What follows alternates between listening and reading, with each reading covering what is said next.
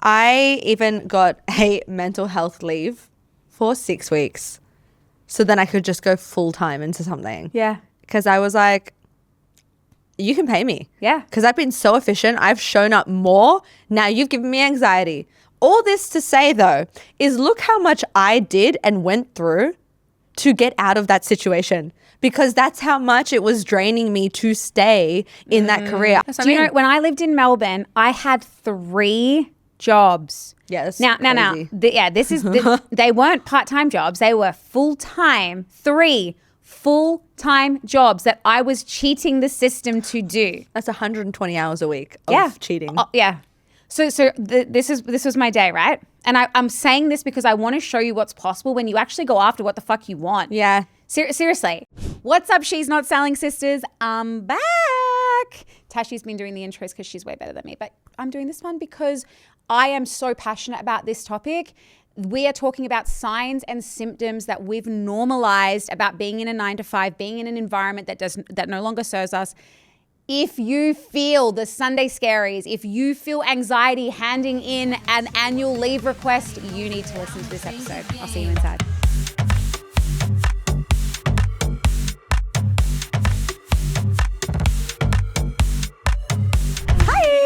Hello. Oh, that looks good. It's so good. It's my daily protein shake. From where? Nirvana. Coconut milk, Oh, yum. banana, peanut butter protein, and then coconut whipped cream on top. It's so good. Okay, you need to try. Have you tried Grow Well smoothies? Is it good? I know of it. Yeah? Oh my God. Like, say less. You know I'm an easy sell. I know. Well, I just go off your it's emotion. expensive. They're like $15, but like. Am I broke? Why are you Spend framing too me long with in that? Australia. It's just a bit expensive. Like the Lamborghini thing before, I was like, I don't get it. Can you just like say that again? I was really like, I don't get it.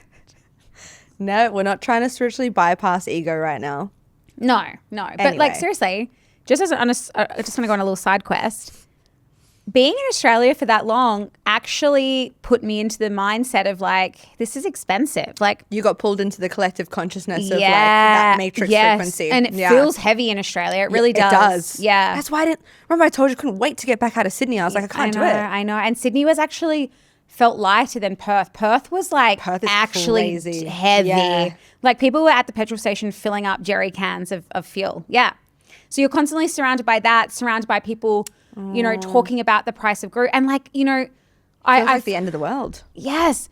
I find it tough because like, obviously that's not an expansive environment to be in. It actually is making me feel like literally scarce. Yeah. Exactly. And so like, it's funny when Scott re-proposed. Yes, he did. Look at that. Can I say how many carats it is? Yeah, I mean, sure. Uno, dos, tres.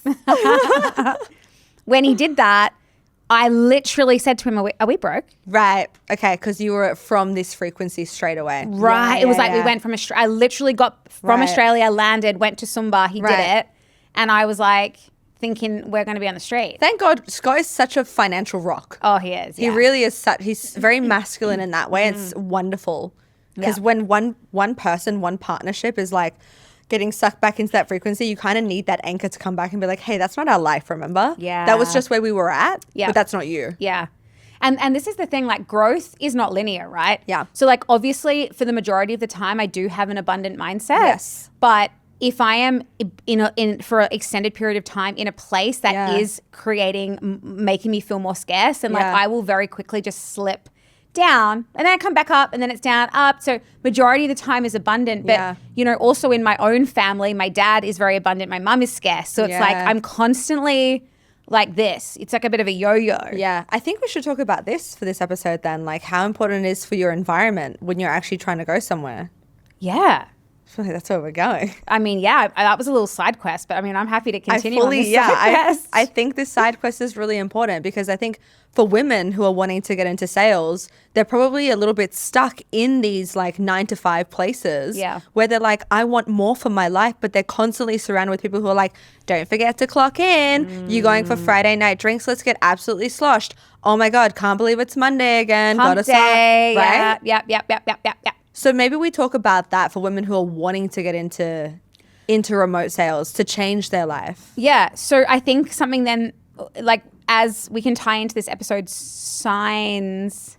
I thought someone was knocking on the door. Yeah, it was like a banging. Yeah. We can talk about signs that your career is draining you. Yeah. Because there's so many things that gets normalized. Yes. Like feeling exhausted throughout your entire day, waking up, rolling out of bed, getting ready, sitting in traffic. These are all things that are normalized. And sometimes it takes like almost like a wake up for you to be like, oh, I've been normalizing something that's actually making me feel shit. Yes, absolutely. I remember the first time that I went into a job. It was a dark, cold day. Anyway, walked in there and they were like in the interview. They were like, are you sure that you want this job? I don't really see you fitting in here. Legitimately what they said to me in the interview. And I was like, yeah, it's all right. I'll figure it out. And they're like, okay, well, the job's yours. I'm like, okay, cool. I think I got sent to HR like within 1 week. Because I was walking around being like, how much do you get paid? How much do you get paid? Oh, it's not the same. Well, wonder why that is. And they're like, you can't talk about that. Yeah. I didn't know that because me being like, oh, abundance, like let's everyone just share, like let's get on the same level. No, they're like, no, we don't do that. Yeah. The more rules that they tried to like hammer into me, the more I was like, I fucking hate my life. I cannot stand it here. I think I lasted a few months there. I don't know how I even lasted a few months. I used to take extended toilet stays. I used to take extended lunch breaks with clients that didn't exist. Yeah. Oh my, we had such similar experiences of jobs. Like my latest job, so this is not even that long ago. I remember the CEO sitting me down and she was like, she's like, are you sure? Are you sure you don't want to start your own business? And I'm like, no, I do. I just don't know what the fuck to do. So I was like, so I'm here. And she's like, well, I'm really hesitant to put you on because like you want to start your own business. And I'm like, well, look, I've been wanting to start my own business since I was 3. Oh, and I'm 33 now. So, I don't really think that's happening. Really just wanted the job. So anyway, got the job and same deal. Like I would say that I worked longer than I actually did. And like, I was just like really not showing up in the best way. Like I was getting my job. This is what we normalize, right? And this is something I want to talk about is we normalize having to fulfill the hours. Yeah. Actually, this makes my blood boil. I was going to say someone's getting a bit angry right now. Yeah, because an employment contract would be like, you will work. You will work 40 hours and you will fulfill every single hour. I'm pretty sure they say minimum 40 hours too, and then expected overtime. Yes. Now, my thing is like, if I get the amount of work that you're expecting done in 20 hours, that's just me being efficient. Yes, I agree. That doesn't mean you get to load more work onto me. Like I've done everything, exceeded expectation. I am hitting my KPIs. I'm actually overachieving. Yes. So I'm still going to get paid for my 40 hours, but I've done the work in 20. You should not be punished for being efficient. Right. So that's something we normalize. I think that's absolutely ridiculous. Yeah. I did the same thing actually. My recent job before I went into sales all those years ago is that, okay, so COVID hit, right? And then we all went home. And then I was working from home 5 days a week, which was like the biggest freaking blessing because this is where life started to really shift. And then I was super quick at my job. It's like people haven't heard of making a template and copy and pasting. Do you know what I mean? I've always been like a super efficient person. Like, same. I'm like, bro, cheat the system. Totally. I had like 50 templates for government plans written up. And I would just go in and where I'd put X, I'd change their name. That was it. So I would be writing out 4 plans a week when my colleague could only get 1 done. And so that means I was working for 2.5 days maximum a week. The rest of the time, I was then on sales calls until I smashed it. And then I was like, done. Then I was on business and sales. And then I fully quit. This is the crazy thing, right? See, you have to be slightly tapped. Yeah. Like, because I remember being pregnant with Oakland. I was the head of a junior primary school, which was an online school. Yeah. And I had my laptop open on the table outside while I was sunbaking, literally the entire day, all day. I was making like 60 grand or something for the year. To like sunbake. Ridiculous. But to sunbake. But all my job was responding to emails and Slack. That was it, basically. So like a virtual assistant. Basically. That's crazy. So I'm like, I literally just set it up in a way that I would like make myself look like I was doing so much work. I mean, no fucking shame, man. Like, no, this is like why I'm trying to get people to wake up. Look at what you're actually putting yourself through. Exactly. Like, fuck that. I was doing everything and more for this company. Yeah. I don't care if I don't work my 40 hours. Correct. Because you are still doing it. You're still doing the work and the work is being done to a good level. Thank you. So my plans would always get put on display. They'd be like, look at Tasha's plan. In my head, I'm like, just copy and paste, bruv. Like every time they're like, how amazing. I'm like, it's just cheat codes. I even got a mental health leave for 6 weeks. So then I could just go full time into something. Yeah. Because I was like, you can pay me. Yeah. Because I've been so efficient. I've shown up more. Now you've given me anxiety.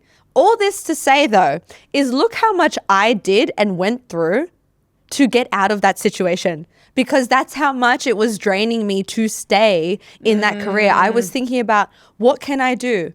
What doctor can write me a note? How can I make this more efficient? How can I have a cheat code? Because I didn't like where I was at. So imagine if we all put the same amount of energy into doing the thing that we want to do. Yeah. Or making more money. That's what I mean. You know, when I lived in Melbourne, I had 3 jobs. Yeah, that's crazy.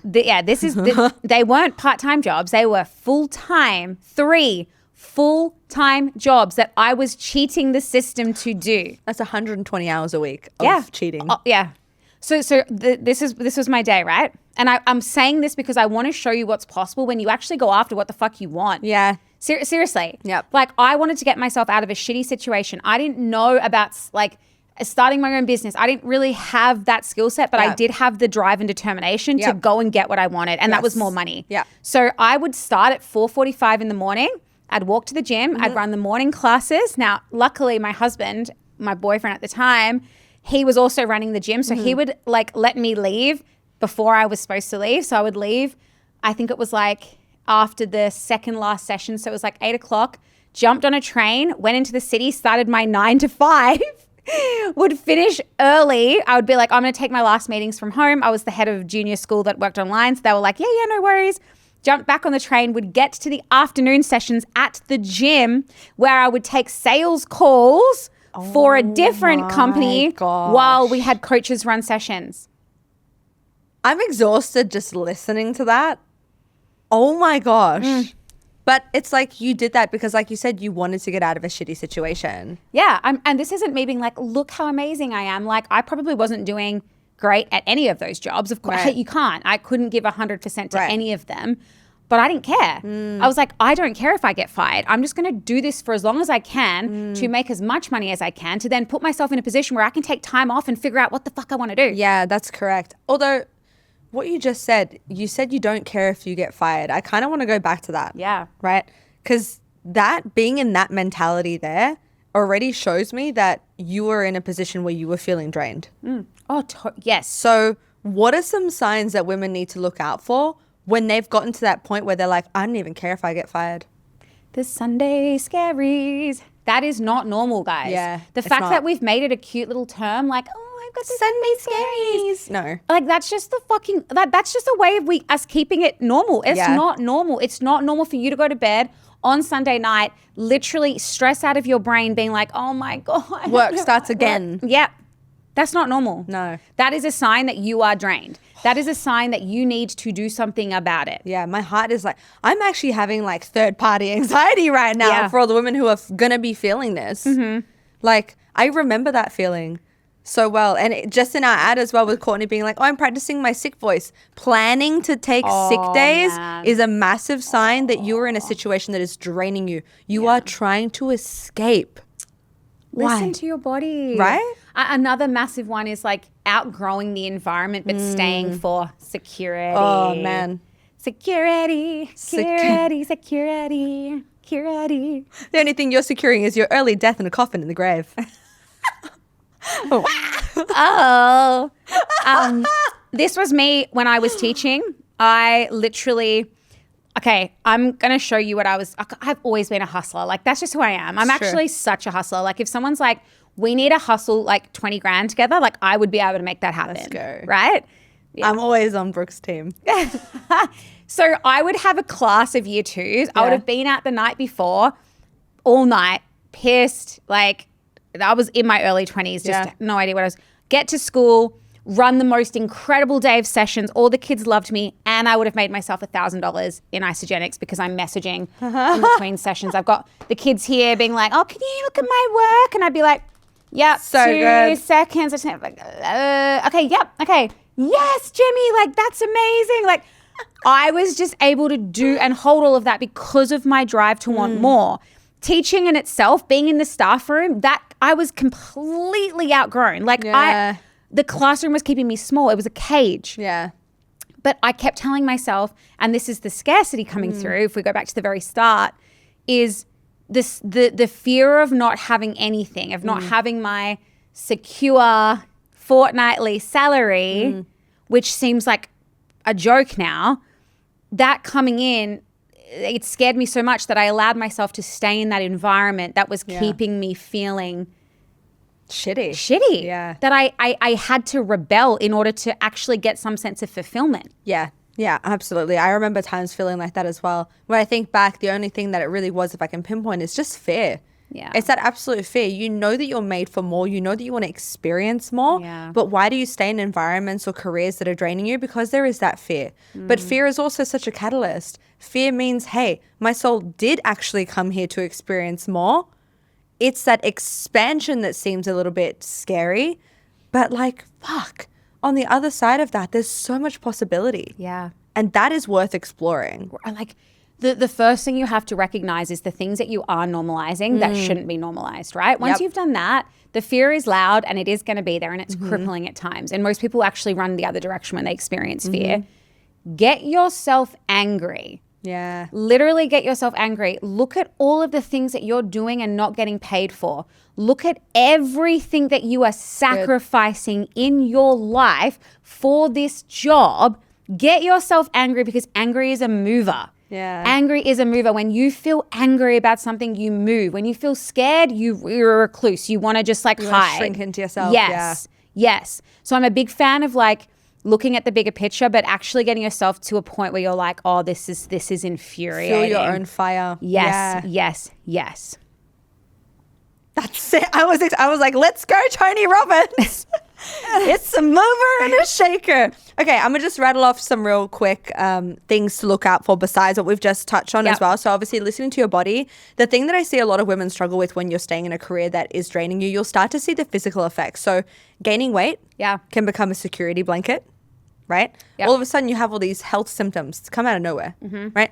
Your nervous system is dysregulated. That's a sign you have inflammation from your body. Why? You're in emotional distress. Why? You fucking hate where you're at. Yeah. That's simple. Your hair's falling out, your skin's breaking out, your, how do you say? Your temper, very short temper. Short-tempered, very moody. short. Yep. Oh my goodness. Everything around you, you start feeling more anxiety, a little bit more depression. You get less those motivated. You'll less stop motivated. wanting to hang out with friends, going to the gym. You'll just want to stay home, go to bed, like eat comfort food, sit on the couch. Like guys, Downward that's not spiral. normal. That's not normal. It's not normal to be like, oh, it's just winter. I hibernate during winter. Correct. No, you fucking don't. Yep. You're not a bear. You're human. Last time I checked, all right? You're a homo sapien. I was like, that's because I forgot the second part. Your face said me. You're a homo sapien, not a bear. Keep that in there, Connor. That's funny. That's good. Just check yourself. The best thing to do, because I'm a big visual learner. Same. If you're in a situation where you think like, oh, I'm actually being really drained right now, get a piece of paper, just write out all of the symptoms that you're starting to experience and then see where you can circle that back to. I'm talking every emotional, physical, spiritual, every kind of symptom that you're experiencing. Link it all back. It's usually your environment, which is a big thing about your workplace. If you're spending 40 to 50 hours a week in this workplace, that's going to be the cancer basically that you need to cut out. Yeah. Also a clue, if you take a holiday, if you're allowed, if you've got annual leave to take. If you get approved. Sorry, you can have annual leave and it can be declined. Yeah. So if you get approved annual leave and you go away and you get sick, or like you literally just can't switch off, that is a sign that you are literally in a stressed state. Yeah. And for the first time in however many years, I mean, I know people that haven't been on a holiday in literally years. That's ridiculous. Decades even. No. Right? Yeah. So, and I like, look, no, I'm not even going to get into that. You need to take holidays. Rest is so, even if you just stay in your house, but you need to take time off. Yep. If you get sick, or, you know, you finally just like, you're sleeping better, or those are all signs that your body has been operating in fight or flight, and you are being in a stress state for the first time in however long. You're back at a homeostasis point, and your body's just like, all right, cold, migraines, tonsillitis, laryngitis, and you'll be like, why did I even bother going away? Right. I just got so sick I couldn't enjoy it. It's like, that is a sign you need to go away again and again and again and again. Yeah. I couldn't And agree another more. great one as well is like, I've seen all these it's trending at the moment, like the Australian effect is what a lot of people are calling it. What does that mean? They move from the UK, they come live in Australia, and they have this big glow up. Right. And I'm a huge fan of moving environments, like massive, like because literally look where we live. Exactly. When I was in Dubai, it felt very performative. When I'm here, I feel very expansive, right? So moving environments is so important. I would go away on an extended holiday. Yes. Do it. Yes. 3 months, like 3 months of your whole life. Rent out your place, sublet it, whatever it is. Make Find it work. a family that can come and house swap with you. Seriously, whatever. Yeah, do anything. Yeah. And watch your glow up. Yeah. Not even just like physical glow up, like intellectual glow up. Like every just you feeling happier and lighter and more energized and more motivated. Like it is a real thing. Yeah. Absolutely. And it's as soon as you change environments, again, you're living in that realm of potentiality, which is where you can start to see things from a lens that makes sense, where you look back and say, oh, wow, my previous environment was making me sick. Oh, yeah. And I don't accept that anymore. And that's power. Oh man, that is power. We are conditioned from the moment we step into a classroom to be the perfect employee. Yes, I want to do a whole episode on this actually, because I talked about this with the students yesterday. But yes, the moment that you can, is my little, bring yourself out of that by looking at that piece of paper where you see those symptoms and then taking yourself to a new environment is the moment that you reclaim your new identity. And if that doesn't make you mad, I don't know what would, because you are expected to work for 40, 50 years of your life as an employee. And I'm not, look, you might love your job, and I really hope that's the case, but do you love everything else that comes with it? The annual leave, the sick leave accruing, just all the stuff that we're like, oh, that's normal. Yeah. Like, but I get benefits. Yeah, no. Like, I'm telling the benefit is you're developing cancer. Yeah, and then you'll leave life earlier than you wanted to, but then you'll be like, oh well, sick now. You kind of like, you've abdicated responsibility now that you have a sickness that was caused by you staying in that environment. And I'm being like very real with you right now, because this is what I get to see.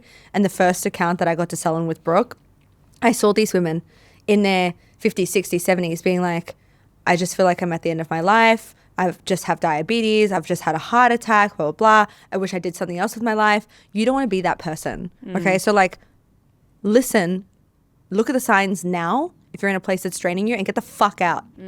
It's better to cut the cancer off now. It doesn't matter what stage it's in than to keep seeing where it's going to go. You know where it's going to go. Yeah.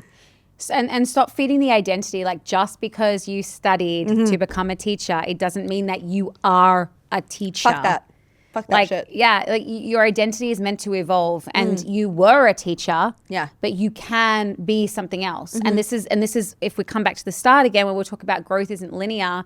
When you decide to take a massive leap of faith into a new career, into a new partnership, relationship, whatever it is, we all have this misconception that it's just going to be like, whoa.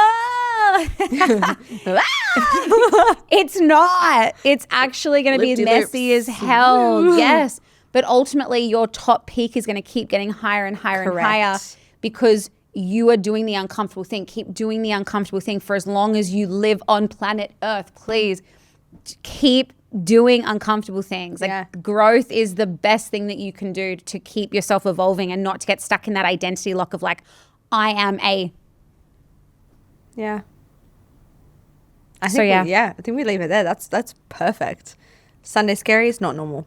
Yeah. Fix yourself. Check yourself. Yeah, get mad. Get angry. Get mad. Change your life. Cheers.